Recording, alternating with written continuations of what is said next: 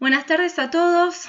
Bueno, vamos a tener la clase del 15 del 4 que fue suspendida sincrónicamente, con motivo de las Pascuas. Así que, bueno, ahora vamos a tener la clase asincrónica para reemplazarla. Nos vamos a dedicar en esta clase al área de recreación y tiempo libre o esparcimiento u ocio. Las primeras clases ya vinimos definiendo, en principio la primera clase cuando los maté, ahí explicamos bien las definiciones de ocupación, las distintas áreas las distintas áreas ocupacionales, los roles ocupacionales, el equilibrio ocupacional como concepto de salud sobre la persona, las actividades de vida diaria básicas e instrumentales, el área de recreación y tiempo libre o esparcimiento u ocio y las actividades de productividad o trabajo, todo eso como las áreas equilibradas. Vimos un poquito en las actividades de la vida diaria exactamente cuál es el rol del acompañante y ahora que nos vamos a abocar a este área, vamos a comenzar primero a definir y establecer los conceptos específicos sobre recreación y toda el área en general para finalmente explicar cuál es el rol principal del acompañante. Así que tengan un poco de paciencia hasta llegar al final, donde vamos a explicar bien el rol y las estrategias fundamentales para poder desempeñarse acompañando en este área. Vamos a primero decir la definición de recreación. Es el conjunto de actividades que las personas pueden realizar en su tiempo libre, siendo voluntarias, con el objetivo de divertirse y salir de lo cotidiano. Pueden ser de forma pasiva o activa, según la preferencia de cada uno. Las actividades recreativas terapéuticas. Se consideran actividades recreativas terapéuticas cuando se las realiza en forma organizada y planificada y se hacen adecuando las destrezas y habilidades físicas y mentales de la persona a la actividad en sí, a los requerimientos de la actividad. Además son fundamentales para fomentar las habilidades sociales y las relaciones interpersonales y para lograr así un bienestar social.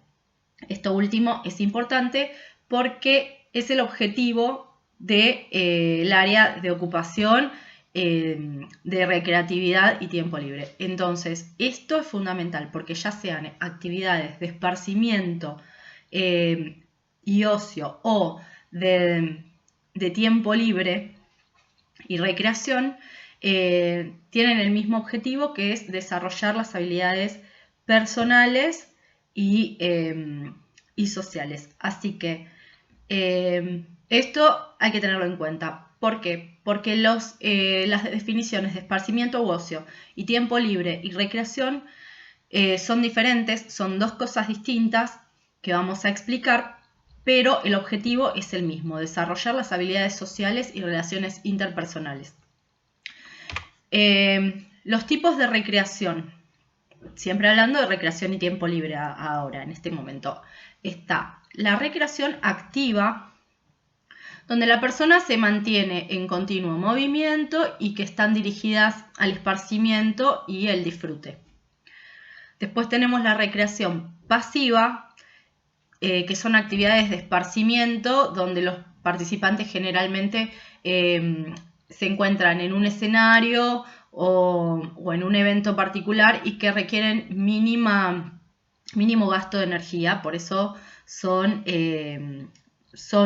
recomendadas para cualquier tipo de edad y prácticamente para casi todos los tipos de discapacidad.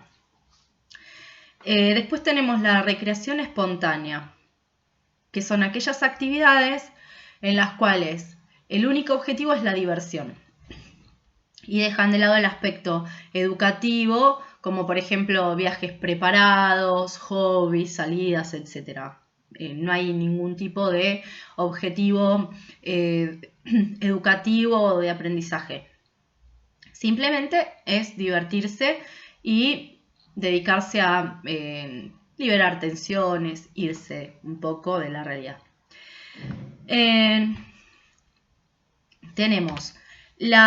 Después tenemos, importante, que las personas que conviven con una discapacidad deben afrontar a una sociedad que establece parámetros normales de desarrollo de las actividades, y la gran mayoría de estos parámetros son barreras que impiden la participación de las personas con discapacidad dentro de la sociedad. Estas barreras son obstáculos que las personas se encuentran al ejecutar una acción dentro del margen de lo que se considera normal para una persona en función de edad, sexo, un montón de factores sociales y distintos que sabemos que están establecidos, y la persona los encuentra como obstáculos. Los sitios designados para la recreación y esparcimiento en su mayoría no son de libre acceso para todas las personas. Y la escasa accesibilidad es un motivo que desanima a la persona para realizar actividades físicas y recreativas, así que ya ahí se convierte en un factor que excluye y margina a esta población. También el aspecto económico es importante porque en gran parte los centros recreativos no tienen los recursos necesarios para atender de las necesidades de las personas con discapacidad. No tienen los recursos, no los destinan a esto tampoco. Y además, el aspecto económico no es solamente desde los centros recreativos que supuestamente no tienen los recursos, sino que también muchas actividades recreativas están imposibilitadas de hacer por lo que cuestan, ¿no? O sea,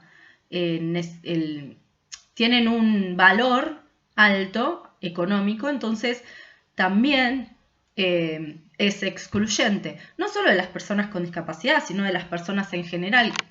Pero en el caso de las personas con discapacidad es un doble factor. O sea, serían dos cosas que además, bueno, dos cosas como conceptos, como patrones, pero esas dos cosas incluyen un montón de otras cosas que excluyen sobre la acción de la persona y ejecución en una actividad recreativa, físico-recreativa. Tenemos los factores personales, porque hay distintos factores, ¿no?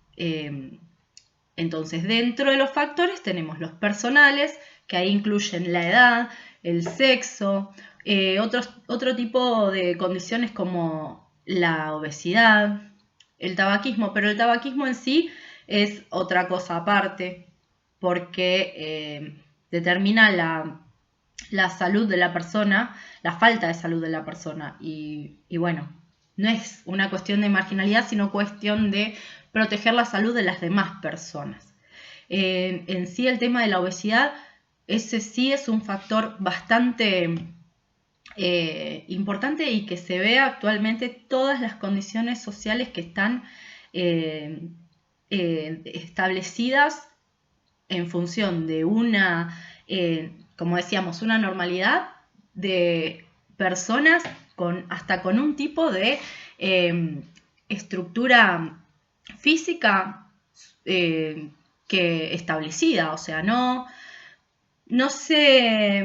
la sociedad y los espacios no se construyen teniendo en cuenta a las personas con obesidad. Por eso también los obstáculos con este tipo de población son mucho mayores incluso, porque no tienen accesibilidad a nada, bueno, a nada no, pero además cuestiones básicas para la persona, como la ropa, que ahora está dedicándose más tiempo a cambiar esto, visibilizando un poco más estas cuestiones con la ley de talles y eso, pero aún siguen estas cosas pasando, siguen sucediendo y todavía nos falta bastante para que esto cambie. Después tenemos los factores sociales, que es importante mencionar que las relaciones interpersonales tienen un gran impacto positivo o negativo en el desenvolvimiento de las personas, y por eso es que los familiares y amigos cercanos ayudan o entorpecen la participación en actividades recreativas. Ahora nos vamos a enfocar en esto y lo vamos a desarrollar un poquito más. Son varios aspectos que venimos mencionando que fomentan la ejecución de las actividades físico-recreativas, como por ejemplo el acompañamiento, que brindándoles confianza y seguridad al momento de la práctica.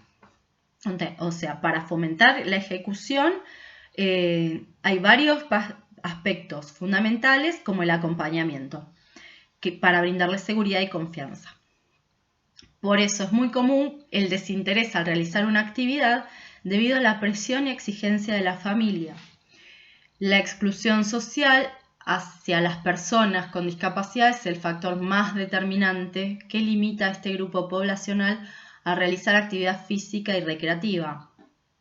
Y la exclusión social, que es un proceso que generalmente separa o margina a personas como a grupos vulnerables de un sinnúmero de derechos a los que todos tenemos acceso libre.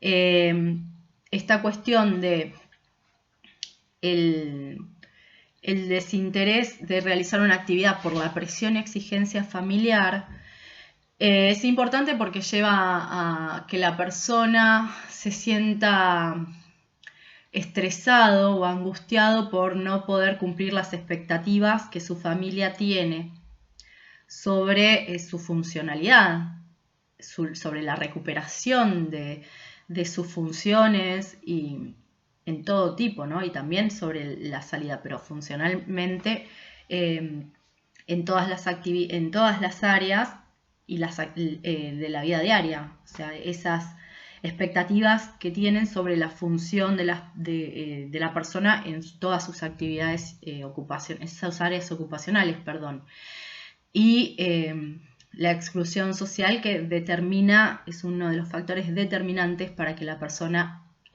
quiera o no realizar actividades de tiempo libre. ¿Cuál es la importancia en sí de las actividades de recreación y tiempo libre en la vida de las personas? Lo vamos a volver a mencionar. Que proporcionan un correcto equilibrio en las áreas ocupacionales, así como también un eficaz progreso del desempeño ocupacional con el propósito de restablecer roles ocupacionales. Revisando el concepto de roles, que los roles que cada uno ocupa sobre su área, sobre el área de ocupación o la actividad.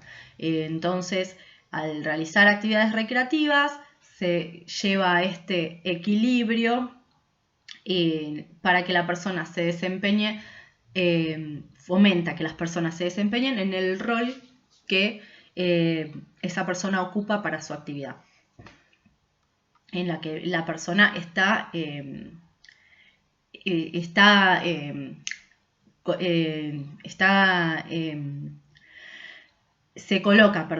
colocado por sí mismo en el rol que va a desempeñar en esa actividad. Porque se acuerdan que determinamos que los roles son diferentes, que para una persona es distinta cada actividad, lo toman diferente y por eso los roles que ocupan en esa actividad son distintos. Es por esto que mencionábamos recién el restablecimiento de roles. Bueno, eso en cuanto a las actividades recreativas y de tiempo libre.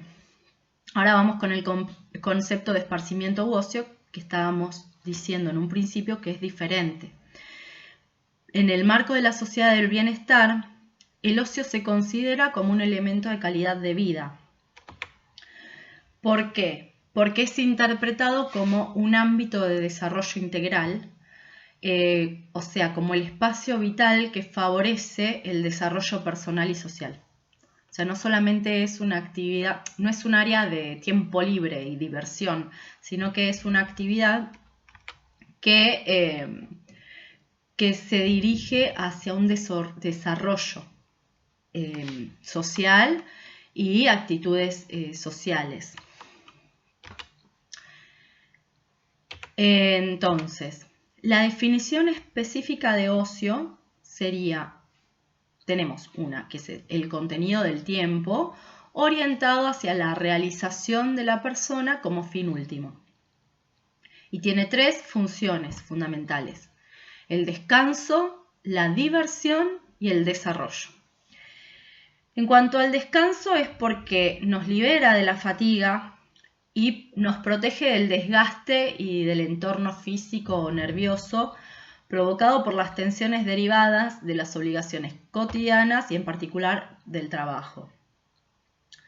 Así que bueno, veníamos nombrando un poquito de las exigencias de la familia, pero las exigencias que la persona también se pone sobre las actividades de la vida diaria y sobre el trabajo, que bueno, esto que reforzamos un poco lo que veníamos diciendo de su concepto, el concepto de su desempeño. La diversión, que bueno, esta función nos exime del aburrimiento. Es compensación o huida por medio de la evasión hacia un mundo diferente al de todos los días. Y después tenemos el desarrollo de la personalidad, que permite una participación social más amplia. La participación voluntaria en la vida de grupos recreativos, culturales y sociales permiten el desarrollo y actualización de actitudes y habilidades. O sea, ¿qué sería esto de desarrollo de la personalidad? La persona hasta que tuvo la condición empezó con la condición, tuvo la condición de discapacidad, era un tipo de persona en el sentido de su personalidad, tenía sus recursos emocionales y sus formas de resolver su vida cotidiana, pero al encontrarse en un contexto donde surge y tiene que convivir con su discapacidad, ya todo eso que la persona, su personalidad en sí, cambia al cambiar su contexto y su condición, cambia totalmente. Entonces,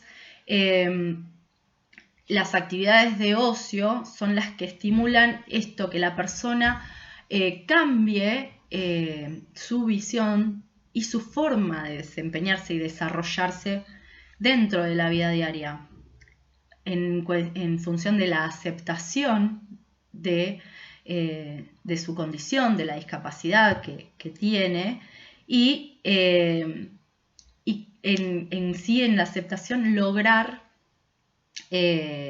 tomarla de manera diferente, establecer esta flexibilidad consigo mismo, porque lo común en las personas con discapacidad es que se exigen y por decirlo así, se castigan a sí mismos por haber tenido esta discapacidad. Es muy común esto de esa visión de sí mismos y de cuestionarse lo que hicieron o lo que no hicieron, que los lleva a estar en esa condición, convivir con esa discapacidad, y en vez de lograr recursos para enfrentarlo, llevan a esto, ¿no? O sea, se mantienen en esta postura. Por eso es importante desarrollar una nueva personalidad o nuevos recursos psicológicos, emocionales, para que la persona pueda convivir en la condición que se encuentra en ese momento. Y la diversión que mencionábamos recién, que es una función que elimina el aburrimiento y genera distensión para que la persona pueda despejarse y enfocarse un poco más en estas cuestiones. Y vamos a puntualizar el rol del acompañante en el área de esparcimiento u ocio. Como decíamos anteriormente, que las actividades recreativas proporcionan el equilibrio en las áreas del desempeño y son fundamentales para la evolución de la persona. Cuando el acompañado debe realizar actividades terapéuticas recreativas, el acompañante tiene que ocupar el rol de apoyo y motivación. Es muy importante brindar confianza y seguridad para que la persona no pierda la voluntad de llevar a cabo la tarea. Las actividades recreativas y de esparcimiento u ocio proporcionan una felicidad y una gran felicidad y elevan el autoestima. Por eso es fundamental fomentar las salidas a la comunidad y eliminando durante el desempeño, durante el acompañamiento, el desempeño de la actividad sin barreras y obstáculos, eliminando estas barreras y obstáculos que la persona puede encontrar para desplazarse e interactuar. La interacción social y el desarrollo de relaciones interpersonales es el objetivo principal, como dijimos antes, de la relación de estas actividades, la realización de estas actividades. El objetivo, ya sabemos, es el desarrollo de habilidades sociales y de relaciones interpersonales. Lo enfatizamos y lo repetimos para que ese concepto quede bien claro, porque de ahí tienen que surgir las estrategias. Por eso, brindarle esta seguridad y confianza para facilitarle los recursos a la persona para la interacción de forma independiente.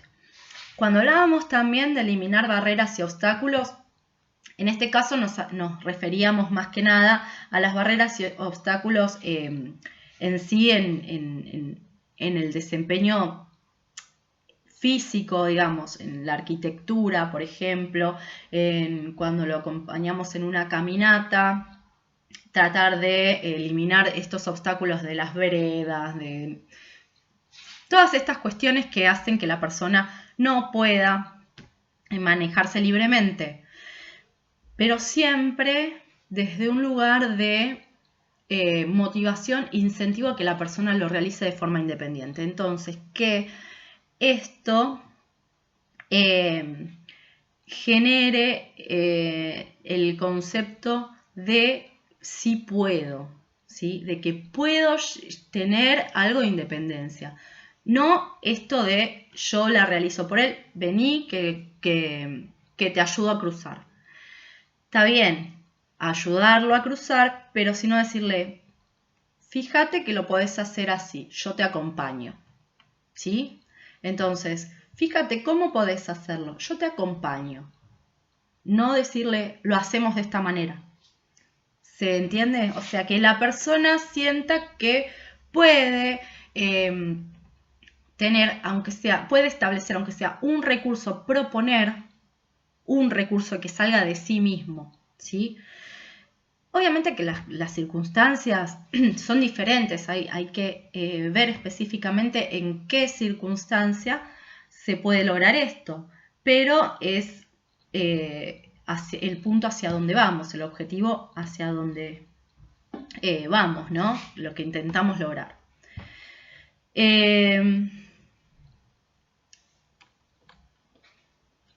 Esto es importante, lo que vamos a mencionar ahora, que una persona cuando sale a la comunidad por primera vez, después de mucho tiempo, se encuentra atemorizada y angustiada. El temor es causa de la inseguridad que le genera no saber cómo se va a desempeñar de acuerdo a las pautas de normalidad establecidas, y la angustia deviene del prejuicio que tiene sobre cómo será la respuesta y la mirada del otro, pensando que lo mirarán de la misma manera en la que se ve a sí mismo. ¿En qué influye esto? ¿Qué nos referimos específicamente con esto? La persona se pasa mucho tiempo. Hablamos generalmente, principalmente, de las personas que adquieren una discapacidad. Las personas que nacen con una discapacidad generalmente se encuentran más adaptadas porque van creando recursos para funcionar en la sociedad más funcionales, digamos, porque ya establecen su personalidad así, y es lo que hace que funcionen mejor. No siempre, pero generalmente ya sus recursos son diferentes y están más fuertes, instalados dentro de su personalidad. En cambio, una persona que tiene una condición de discapacidad, tiene una discapacidad por algún accidente o una cuestión, una causa específica que lo lleva a esa condición, tiene estas actitudes y estos factores emocionales que hay que eliminar y trabajar. Porque, por ejemplo, se pasó 6 meses, 1 año dentro de su casa tratando de rehabilitarse y lograr las capacidades funcionales para empezar a realizar independientemente las tareas y estimular ese desarrollo desde las terapias y el acompañamiento. Entonces, cuando sale por primera vez a la comunidad, todo ese tiempo que estuvo adentro le generó mucho miedo, y ya su forma de verse a sí mismo es muy diferente. La persona está desprovista de un montón de recursos emocionales para poder salir. El miedo que le genera esto del no voy a poder, porque durante ese tiempo se creó esa imagen, no voy a poder, con la condición en la que estoy no voy a poder. Y entonces se enfoca en esto de las pautas de normalidad. Yo no voy a poder porque estoy así y se tiene que hacer esto así. No tiene una visión de los distintos tipos de maneras que hay de hacer las cosas. Simplemente está establecido en él estas pautas sociales estructuradas, donde la persona tiene que funcionar de cierta manera. Y eso es lo que hay que tratar de revertir, de que la persona logre tener esa confianza y esa seguridad en cuanto a que voy a poder realizarlo independientemente, no como la sociedad lo determina, sino como yo lo puedo hacer, adaptarme y ser independiente y de acuerdo a lo que yo puedo, ¿sí? Y la angustia que le genera, que deviene de justamente ese prejuicio que tiene sobre la mirada del otro. Voy a salir. No puedo hacerlo como la estructura social me lo instala, o sea, me lo pide. No lo puedo hacer como lo hacen todos normalmente, para decirlo así más fácil. Entonces me van a ver como una persona que no, inútil. Se sienten así, estamos mencionando estos términos porque es lo que piensa la persona, cómo se ve a sí mismo. voy a salir, no voy a poder hacerlo, me van a ver como un inútil, como alguien que no sabe hacer nada, y ese es el prejuicio que tienen. Entonces, de antemano, teniendo estos miedos y estas angustias, y esta angustia, ya está frustrado antes de salir. Tiene la frustración de que él ya se hizo en su cabeza, se armó en su cabeza la situación que va a suceder cuando salga, lo que le va a pasar cuando salga. Por eso es importante brindarle seguridad y confianza, creando una nueva imagen de sí mismo o generando que establezca nuevos recursos emocionales para fortalecer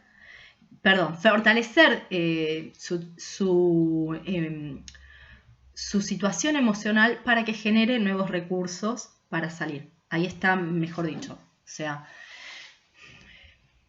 lo motivamos, le damos confianza y le mostramos que él puede hacerlo de otra manera y que no es importante la mirada del otro.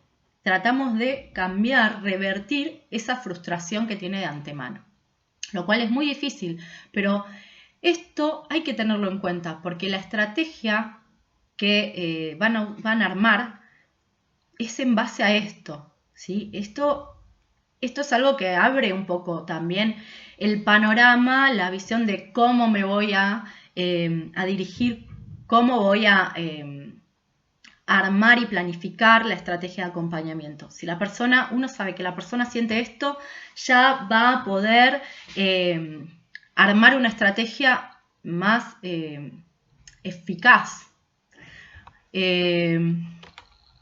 Entonces, justamente en el momento en que la persona se realice una actividad que implica el desarrollo personal y social, una actividad de ocio, el acompañante tiene que observar cuáles son los resultados visibles durante su ejecución para transmitirlo al equipo y favorecer la evolución. O sea, exactamente van visibilizando cómo la persona lo realiza y se transmite al equipo para poder seguir planificando su tratamiento. Pero es importante en este caso que ustedes como acompañantes puedan visibilizar y determinar en sí cuál es específicamente su funcionalidad. ¿Por qué? Porque están todos los días con la persona, porque son los profesionales que lo motivan y la persona tendrá diferentes momentos a nivel emocional, a nivel físico, en los que las actividades por ahí las realizan de distintas maneras. Pero ustedes tienen que tener la objetividad como para ver, bueno, en la observación durante el tiempo que es requerido para pasar, para transmitir la información al equipo, decir, bueno, en este tiempo él llegó hasta acá, aunque mañana lo realice de otra manera, aunque ayer llegó mucho más abajo, pero en realidad el límite llegó al límite máximo, o sea, cuando llegó al máximo, eso es lo que tenemos que ver, identificar.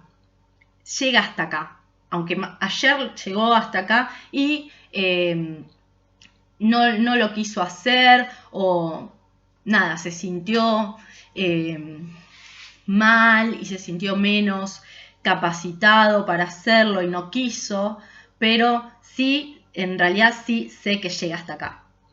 Esa es la mirada, lo importante del rol del acompañante en este sentido, ¿no? O sea, esta actividad la realiza de esta manera y llega hasta acá, ¿sí?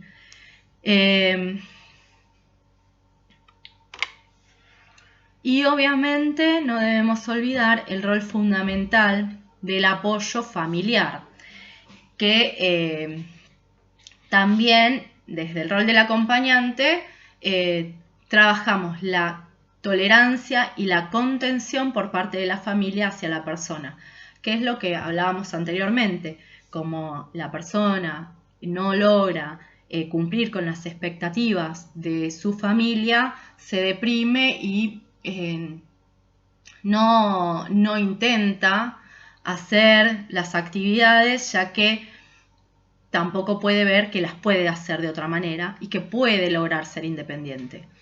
La familia ejerce tanta presión que esa persona se estresa y directamente elimina toda posibilidad de realización de la actividad y de generar algo de independencia.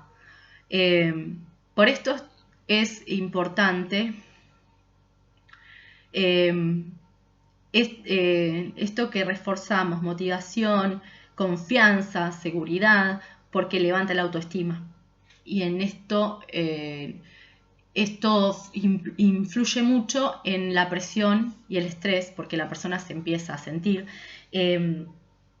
con más fortalecida para realizar y dejar un poco de lado esa mirada, esa exigencia de la familia. Lo mismo sucede con la indiferencia de la familia. O sea, a nadie le importa lo que me pasa. Entonces, ¿para qué me voy a esforzar? ¿Sí? Ahí sería como dos situaciones diferentes, pero que generan la misma respuesta. O sea, me exigen, no lo voy a poder hacer, entonces no intento hacerlo, porque no voy a poder cumplir con las expectativas que mi familia tiene sobre mí, sobre cómo hago las cosas.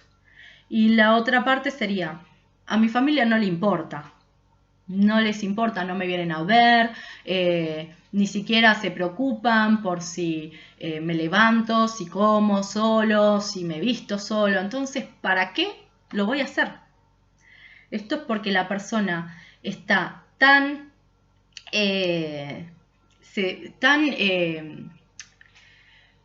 desvalidada, por decirlo así, desvalorizada, perdón, consigo misma, que no utiliza otros recursos, ¿sí? Entonces depende sí o sí de lo que va a lograr para otros. Por eso lo que mencionábamos recién de motivar y generar esta fortaleza emocional para que la persona salga de eso y empiece a mirarse a sí misma y a tener este concepto de: puedo lograr algo, voy a intentarlo, voy a hacerlo, porque esto va a generar cada vez, va a aumentar cada vez más la autoestima, y eso es lo que va haciendo que la persona intente cada vez más. Entonces, de a poco, el acompañante tiene que ir observando esto que mencionábamos: llega hasta acá, pero ¿cómo llega hasta acá? No le podemos exigir, sabiendo que llega hasta acá, no le podemos exigir que ese día llegue hasta acá. ¿Por qué? Porque si no llega, se frustra. Y si se frustra, todo lo que pudimos lograr se pierde. Entonces, motivar para que la persona genere estos recursos físicos y capacidades para hacerlo, para interactuar, ¿no? Estamos hablando siempre de la interacción. Estos recursos de interacción, de habilidades sociales, motivarlo, pero de a poco. O sea, bueno, ¿por qué no empezás haciendo esto? Cosas que uno puede ver que las va a poder realizar, ¿sí? No sé, ir a comprar un paquete de galletitas. Vamos a comprar el paquete de galletitas, pero cosas que uno puede ver que las va a poder lograr, porque de a poco, viendo que tiene logros pequeños, va a querer más y se va a motivar, se va a empezar a ver a sí mismo como una persona que puede hacer cosas, se eleva su autoestima y empieza a verse de otra manera. Por eso es importante determinar bien, observar bien cuáles son las actividades que él puede lograr y fomentar, estimular y generar confianza y brindarle apoyo y seguridad para que lo vaya haciendo.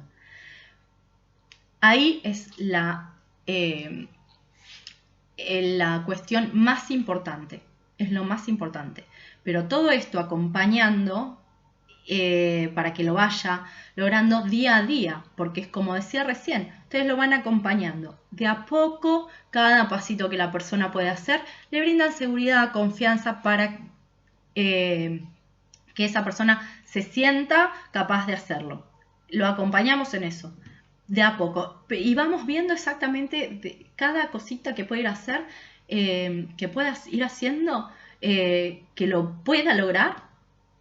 Entonces ahí vamos a determinar exactamente el límite máximo. Lo estamos repitiendo, se lo estoy repitiendo mucho, pero en sí es por esto. Tener en cuenta esa frustración que la persona tiene y esa angustia y miedo que tiene antes de salir a la comunidad. Y esto lo que le genera esa visión de sí mismo como la persona inútil, que no puede. Ahí está, esto es fundamental para generar la estrategia de acompañamiento que hablábamos recién, de a poco, paso a paso, ir acompañando en los pequeños pasos, ¿sí? Y estimular pequeñas cosas para que vaya logrando seguridad y mejorar la visión de sí mismo. Bueno, no sé si habré sido muy reiterativa con ciertas cuestiones, pero en sí me parece muy importante dejar esto claro, en sí la situación en la que se encuentra la persona y en la que la persona piensa que se encuentra, ¿sí? Porque esto es lo fundamental para crear esa estrategia de acompañamiento. Así que ya resumimos, el objetivo es lograr habilidades sociales y relaciones interpersonales. Y las actividades se tienen que ir dando de a poco, acompañarlo y brindarle seguridad para que lo vaya haciendo. Lo repetimos y lo dejamos como concepto final y bueno, seguiremos la próxima clase trabajando nuevas habilidades, otra área ocupacional y nuevos roles y desempeños, pero bueno, esta clase espero que sirva este concepto que repetí, pero que quede claro y que sirva como la base para generar estrategias, que abra el camino de posibilidades para la planificación de estrategias y las herramientas que se pueden utilizar en el acompañamiento. Las dudas y consultas sobre esta clase pueden hacerlas a través de la plataforma y si no también, bueno, en la clase del viernes podemos charlar un poquito sobre todo esto y despejar algunas dudas que tengan. Muchas gracias por la comprensión, gracias por la tolerancia y nos estamos viendo el viernes en la próxima clase. Saludos a todos, hasta el viernes.